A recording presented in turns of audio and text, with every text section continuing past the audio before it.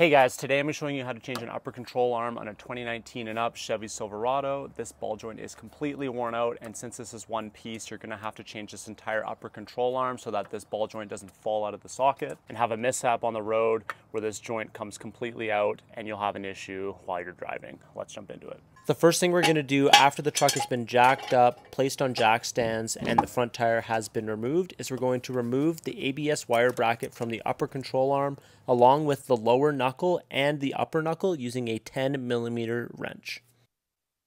Now we can remove the nut from the upper control arm at the knuckle using an 18mm socket or wrench. And using an impact wrench is going to make it a heck of a lot easier. Now that the nut's removed, we can go ahead and remove the bolts from the lower strut using a 15mm socket. Now this is where things get a little bit tighter, but we're going to go ahead and remove the nuts from the upper struts using an 18mm wrench. There are 3 nuts up there, and I highly recommend you remove these nuts with a ratcheting wrench. It's going to make it a lot quicker and a lot easier. You can definitely go ahead and use a regular wrench, but it is just going to take you some more time.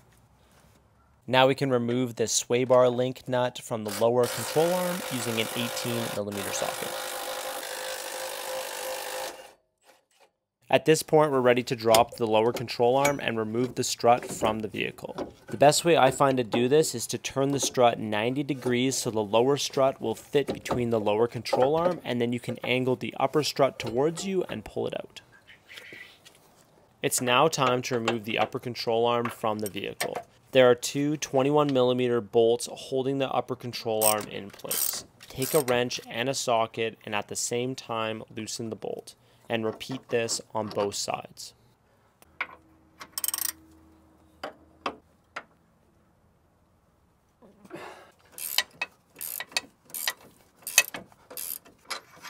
Now go ahead and remove that old upper control arm and replace it with your brand new one. In my case, I have a Rough Country upper control arm, and I'll put a link in the description down below where you guys can find it. We're going to install our new upper control arm using the stock hardware that came off of our old upper control arm.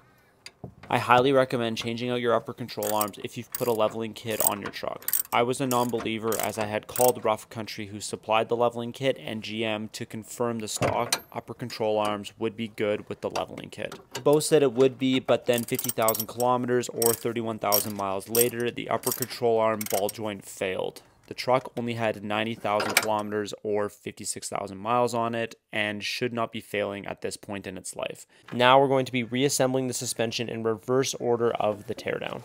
To get the suspension back in place, you will have to lift up the upper control arm while moving the upper strut into place. Make sure to have the lower strut turned 90 degrees so it will fit between the lower control arm.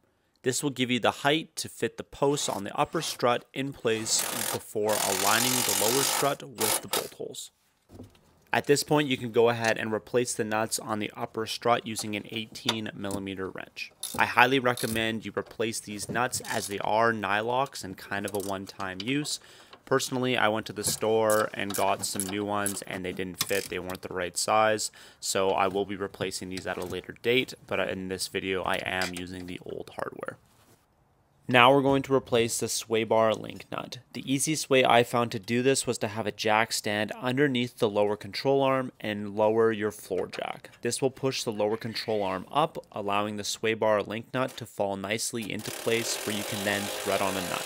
This will be using a 18mm socket. We're ready to now replace the nut on the upper control arm using our new nut that our kit provides. This should need an 18mm socket.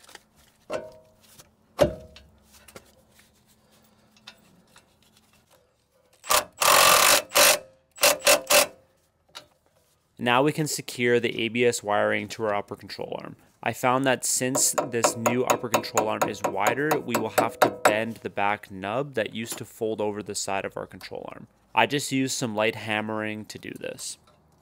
All of our ABS wiring is secured using a 10mm wrench.